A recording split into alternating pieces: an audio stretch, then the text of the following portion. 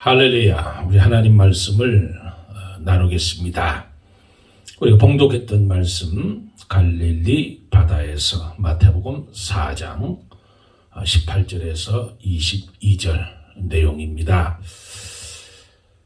예수를 믿는다는 예수를 믿는다는 것이 무엇일까요?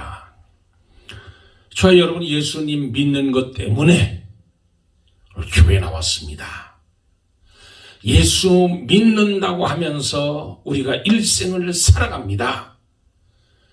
거기서 말하는 과연 예수를 믿는 것이 무엇을 의미할까요? 예수를 믿는다고 하는 것은 바로 내가 예수님을 사랑한다는 거예요. 예수님을 사랑한다는 거예요. 예수님을 사랑한다는 그 사랑이 무엇이냐면 하나님께서 하나밖에 없는 독생자 예수 그리스도를 이 땅에 보내주셨다는 거예요. 하나밖에 없는 아들, 소중한 아들, 그 아들을 이 땅에 보내셔서 저와 여러분에 대한 하나님의 사랑을 확증했다는 거예요. 얼마나 하나님이 그 아들 예수님을 사랑했느냐. 성경 아브라함을 통해서 우리에게 가르쳐주고 있는 거예요. 그게 뭐냐면 아브라함이 아들을 100세에 낳았다는 거예요. 100세에. 여러분, 아들을 100세에 낳았다는 것을 무엇을 의미하냐면 귀하다는 거예요. 세상에 무엇보다도 귀하다는 거잖아요. 그러니까 하나님이 아브라함에게 그 아들 이삭을 100세에 주셨다가 100세에 얼마나 그 아브라함이 그 아들을 끔찍히 여겼을까요? 바로 그 하나님께서 저와 여러분을 사랑하셔서 이 땅에 예수님을 보내주셨다는 거예요. 하나밖에 없는 그 독생자 예수 그리스도를 내가 받아야 될 멸시 천대를 그분께서 담당해 주셨습니다. 내가 받아야 될 죄에 대한 고난을 우리 예수님께서 담당해 주셨다는 거예요. 내가 내 죄 때문에 내가 죽어야 되는데 예수님이 십자가에 못 박혀 죽으셨다는 거예요. 내가 멸시 천대를 받아야 되는데 예수님께서 내 대신 멸시와 천대를 받으셨다는 거예요. 하나님이 얼마나 사랑한 아들인데 그 아들을 저와 여러분을 위해서 주셨다는 거예요. 저와 여러분을 위해서 구원하기 위해서 그 하나밖에 없는 독생자 예수 그리스도를 십자가에 죽어주셨다는 거예요. 그만큼 하나님이 우리를 사랑하셨다는 거예요. 그러니까 예수를 믿는다고 하는 것, 예수를 믿는다고 하는 것, 그것은 내가 예수님을 그만큼 사랑한다는 의미를 가지고 있는 거예요. 저와 여러분은 구원받은 자로서의 삶을 오늘 살아가는 겁니다. 구원받은 자의 삶이라고 하는 것은 예수님을 사랑하고 하나님을 사랑하고 내 마음과 내 뜻과 내 모든 것을 다해서 하나님을 사랑하는 거예요. 그 사랑함이 바로 예수를 믿는다는 거예요. 예수를 믿는다는 거. 오늘 성경에 보면 예수님께서 갈릴리 바다에 가셔서 갈릴리 지역에 그 해변가를 가시면서 예수님 제자들을 부르는 장면이 나옵니다.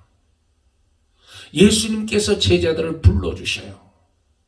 우리가 일반적으로 갈릴리 하면, 갈릴리 바다 하면 생각나는 것이 있다는 거예요. 그것이 뭐냐면 첫째로 예수님의 제자들을 우리가 생각할 수 있다는 겁니다. 예수님께서 사역을 시작할 때 하나님의 뜻을 이루면서 사역을 시작하실 때 그의 사랑하는 제자들을 만난 곳이 어디냐면 갈릴리 바다라는. 예수님이 제자가 12명인데 그 가운데 절반이 넘는 사람들을 여기 갈릴리 바다에서 예수님을 부르셨다는 거예요. 베드로를 부르시고 안드레를 부르시고 요한을 부르시고 야고보를 부르시고 예수님께서 그 가운데 부르셔서 이 사람들이 예수님을 만나는 장면, 예수님을 만나는 장면이 바로 오늘 본문의 말씀이에요. 성경은 여러 제자들의 삶의 터전에서 예수님께서 제자들을 불러주셨다는 거예요. 특히 갈릴리 바다에서 주님과 만난 이들은 평생 잊지 못할 추억을 간직하게 되는 겁니다. 나중에 이들은 예수님과의 사랑이 식어질 때, 그의 사역이 지치고 힘들 때 처음 예수를 만났던 그 장소에 와서 새로운 힘을 얻고 새로운 소망을 얻고 새로운 용기를 얻고 새롭게 그곳에서 새로운 마음을 다짐하면서 재충전했던 장소가 바로 갈릴리 바다였다는 겁니다. 그만큼 갈릴리 바다는 이들에게 의미 있는 것이고, 이처럼 갈릴리 바다는 무엇보다도 주님 사랑하는 제자들이 가장 먼저 떠오르는 장소가 갈릴리 바다라는 거예요.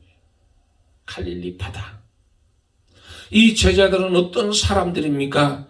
그들은 한마디로 하면 아주 연약한 사람들이에요. 연약한 사람들. 보통 당시 위대한 이 스승이 선택한 탁월한 제자들이 아니었다는 거예요. 그리고 헬라 시대에 유능한 철학자의 유명한 제자들이 아니었다는 거예요. 예수님이 제자들을 선택한 기준이 바로 이겁니다. 뭐냐면 다 갖춘 사람을 선택하지는 않았어요. 부족하고 연약하고 똑똑하거나 지식이 많거나 완벽하거나 인정받는 제자를 부르는 것이 아니라 그 당시 부족하고 연약한 사람, 허물이 많은 사람을 선택하셨다는 거예요. 주님은 이들의 모자람을 아셨고 이들의 허물과 실패를 이미 꿰뚫고 계셨다는 거예요. 이런 주님을 배반하고 부인하고 주님의 마음을 몹시 아프게 하는 사람들이었다는 것을 이미 알고 계시면서도 그들을 불러주셨다는 거예요.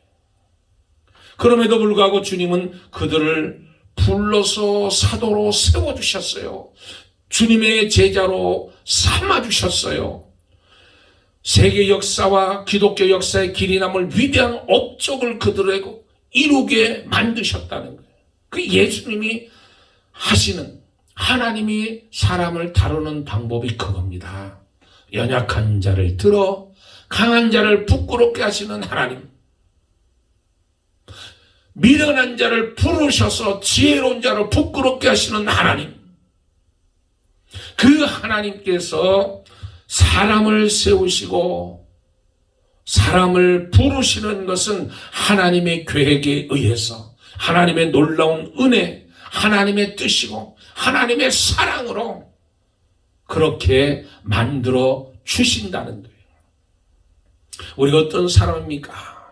우리는 예수님의 제자처럼 연약한 사람들이에요. 연약한 사람들, 나약한 사람들. 하나님이 우리를 사랑하는 것은 우리가 완벽하기 때문이 아니라, 우리가 늘 성공하기 때문이 아니라, 뭔가 잘났기 때문이 아니라, 하나님의 성품과 비슷하기 때문도 아니요, 내가 오히려 연약하기 때문에 우리를 더욱더 사랑하시고 우리를 불러주시는 하나님이시라는 거예요. 이것이 하나님의 사랑입니다. 이것이 저와 여러분을 불러주신 하나님의 은혜입니다. 우리는 내가 나를 보기에도 부족하고 다른 사람보다 더 보잘것없는 사람.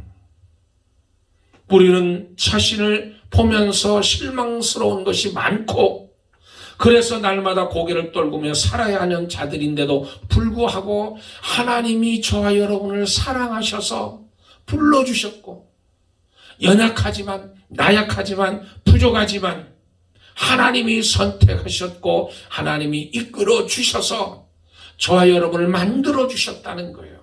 저와 여러분은 오늘 이렇게 하나님께서 세워주셨다는 거예요. 이렇게 인도해 주셨다는 거예요.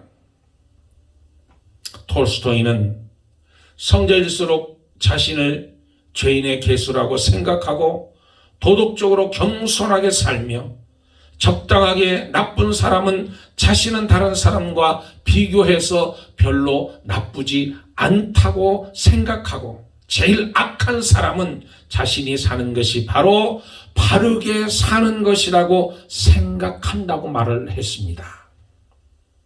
셰익스피어의 4대 비극은 모두 죄의 문제를 다루고 있는데 맥베드를 보면 이 아라비아의 향수를 모두 가져다가 이 손에 있는 죄를 말끔히 씻을 수 없다고 말을 했습니다. 향수를 가져다가도 내 손에 있는 악을 씻을 수가 없다고 모든 심리학자들이 죄를 다루고 있는 거예요.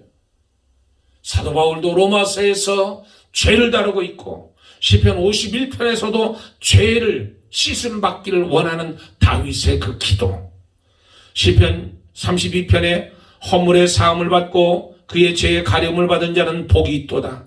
마음에 간사가 없고 여호와께 정죄를 당치 않는 자는 복이 있도다. 내가 토설지 아니할 때 종일 신음함으로 내 뼈가 쇠하였도다. 주의 손이 죄로 나를 누르오니 내 진액이 화하여 여름 가뭄에 마름같이 되었나이다.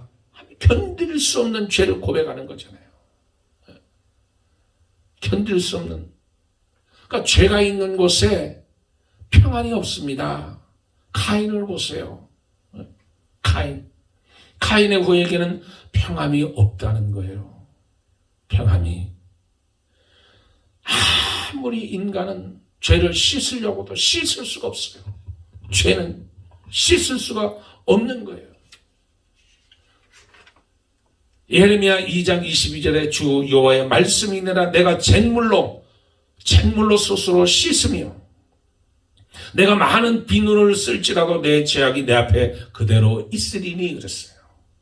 수많은 비누 가지고 씻어도 내 죄를 해결할 수 없다는 겁니다. 그런데 그 죄를 예수님이 담당하시고 십자가에 죽어주시는 거예요.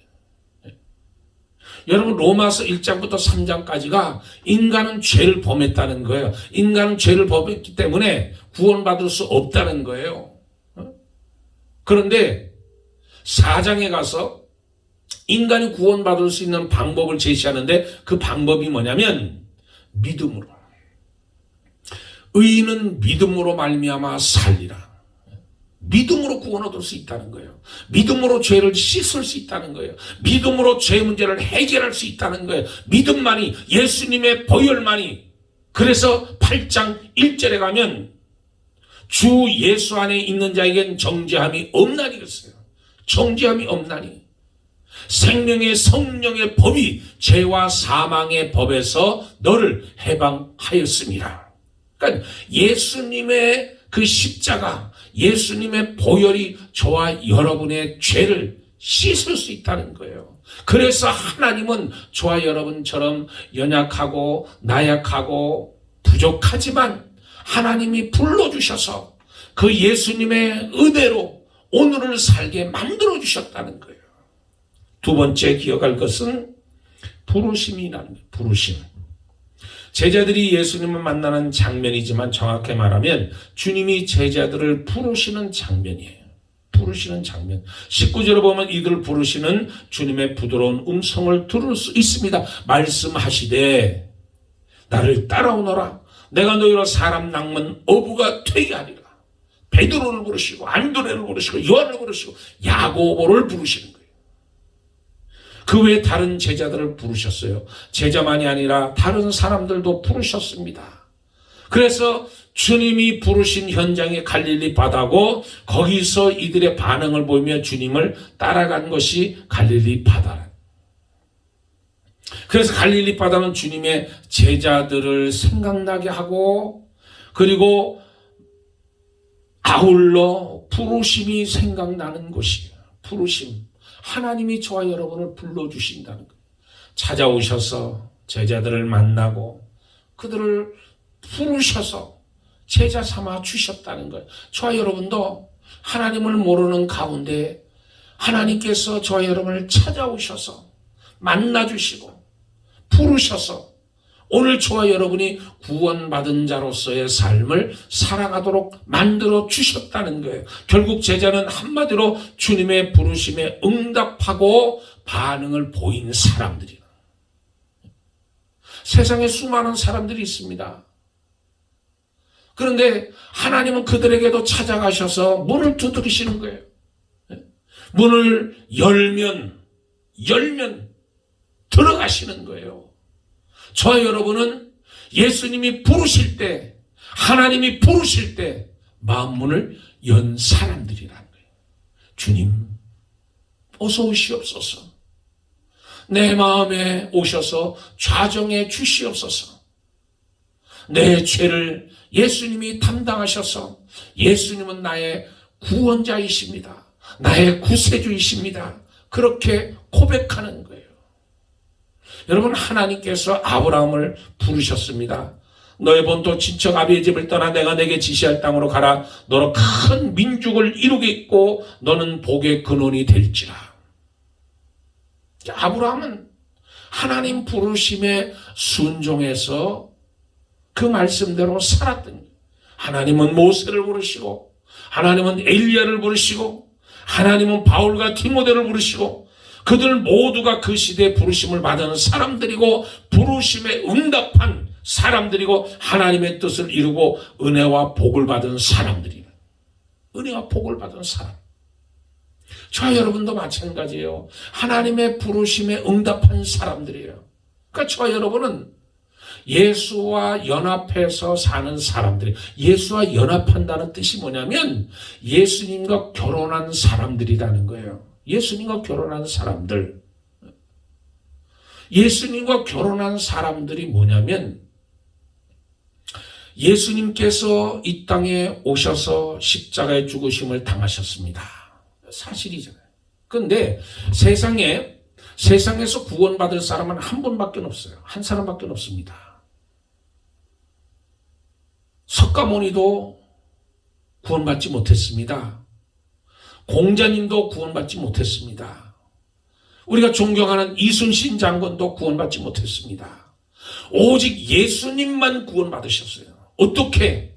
예수님은 하나님의 말씀을 철저하게, 완전하게 그 말씀대로 사셨고 그 말씀대로 순종하신 분이에요. 그러니까 예수님이 십자가에 죽어주시고 예수님께서 부활하셨고 예수님이 승천하셔서 하나님의 보좌 우편에 계시고 하나님과 함께 다스리시는. 그런데 예수와 연합한 저와 여러분들은 연합했기 때문에 예수님처럼 우리는 부활한다는 거예요. 예수님처럼 승천할 수 있다는 거예요. 예수님처럼 하나님의 보좌 우편에 앉아 있다는 거예요. 또 하나님이 다스린 것처럼 우리도 왕이 돼서 다스릴 수 있다는 거예요. 그러니까 예수님과 연합했다는 거, 예수님과 나와는 하나라는 거. 그래서 예수님 말씀이 내가 너희 안에, 너희가 내 안에 있다는 거예요. 주 안에 있는 나에게 딴 근심이 있으랴. 주 안에 있는 나에게, 주 안에 있는 나에게. 그게 연합이라는 거예요. 그게 결혼이라는 거예요. 엄마 아빠는 한 몸이잖아요. 아빠가 밖에 나가서 돈 벌어 오면 엄마는 좋아해요. 근데 아빠가 아프면 엄마도 아픈 거예요. 왜? 한 몸이라 그런 거예요. 한 몸이라. 그러니까 하나님께서 저와 여러분을 예수님을 통해서 예수님과 내가 연합하도록 연합하도록 결혼했다는 거예요.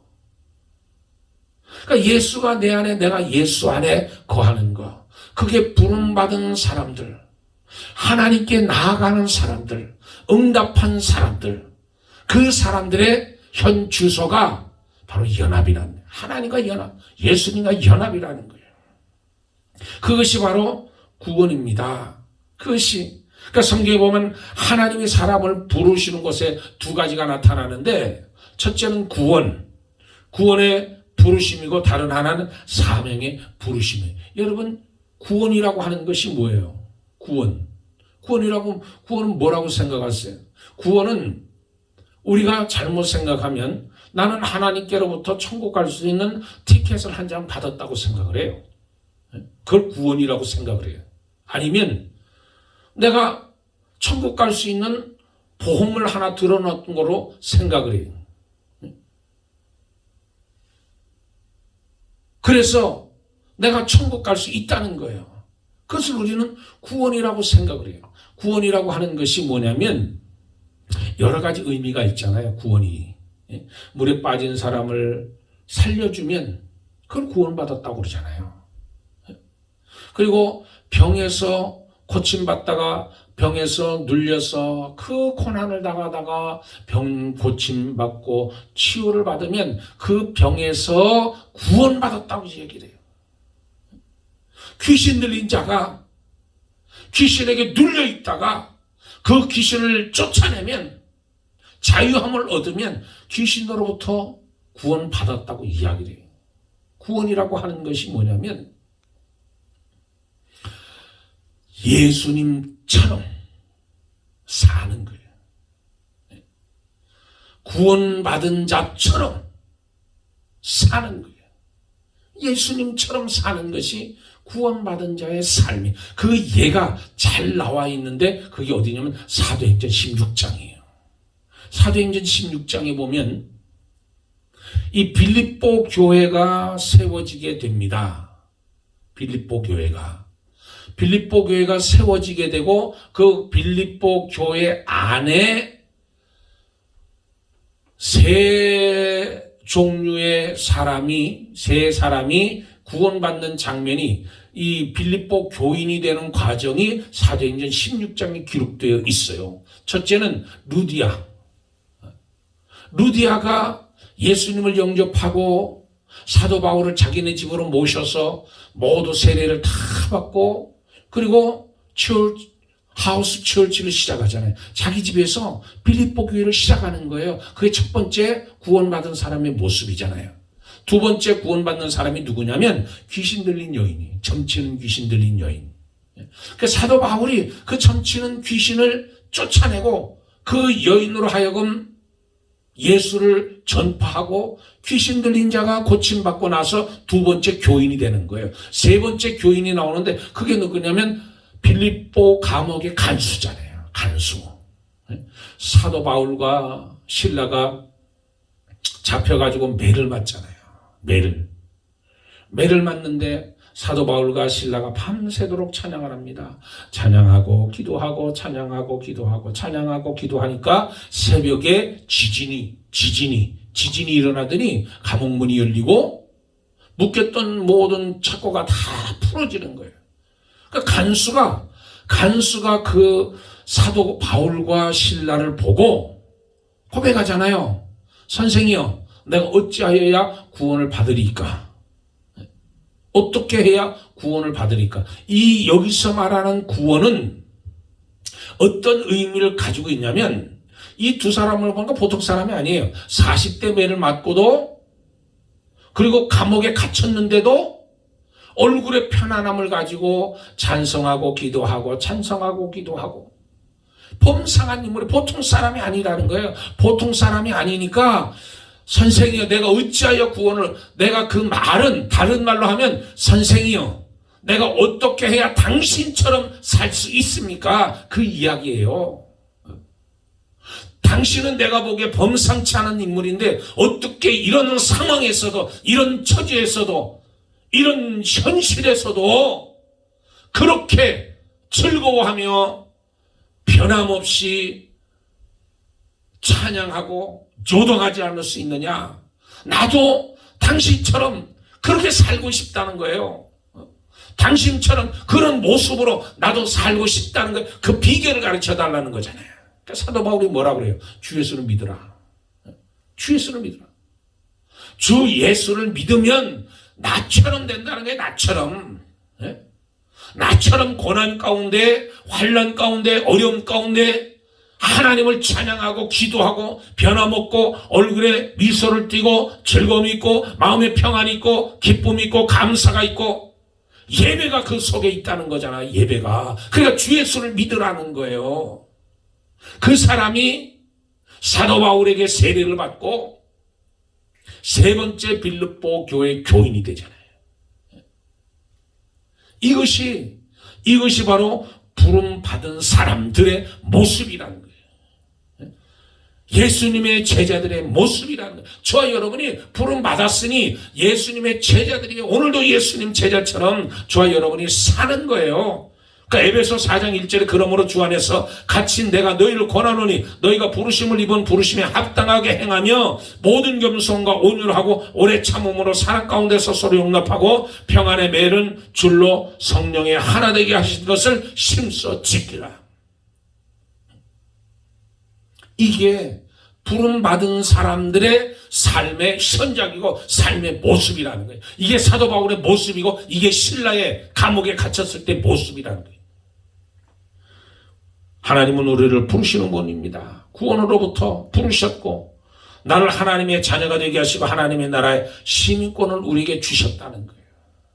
그 세 번째 마지막으로 생각나는 것이 뭐냐면 헌신이 헌신.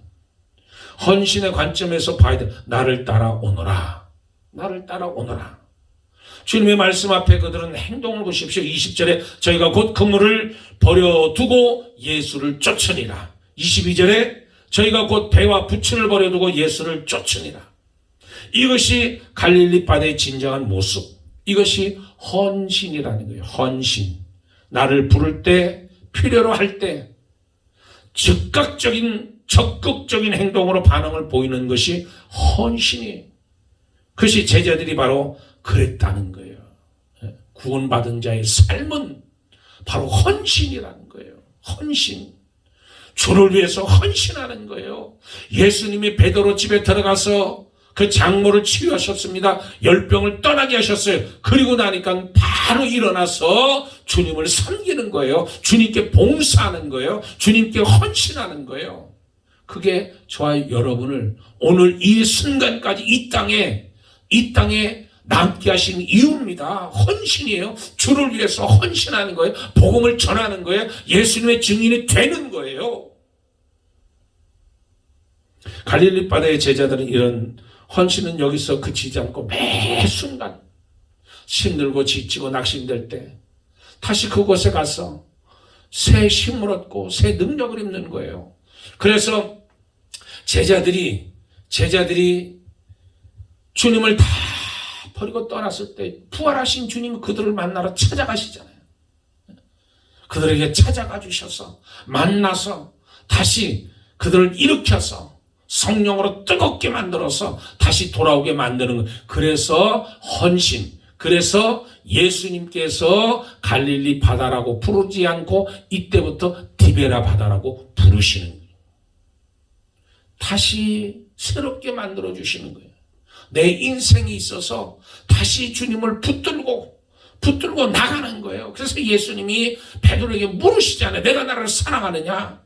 내가 나를 사랑하느냐고 디베라 바다에서 물으시는 거예요. 베드로야, 티베리우스보다 로마의 황제보다 나를 더 사랑하느냐? 베드로의 고백이 그겁니다.